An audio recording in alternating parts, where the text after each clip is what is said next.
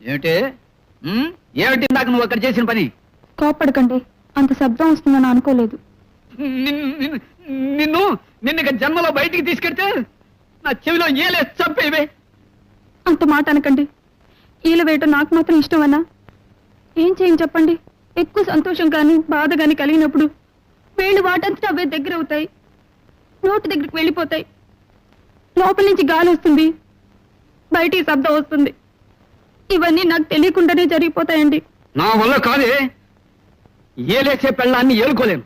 ఇవాళ రేపో వకీల్ గారిని కలిసి నీకు విడాకులు ఇచ్చేస్తాను. అంటే ఏంటండి? కోర్టు వారు నీకు నాకు ఇక ఏ సంబంధం లేదని కాగితం ఇస్తారు. అది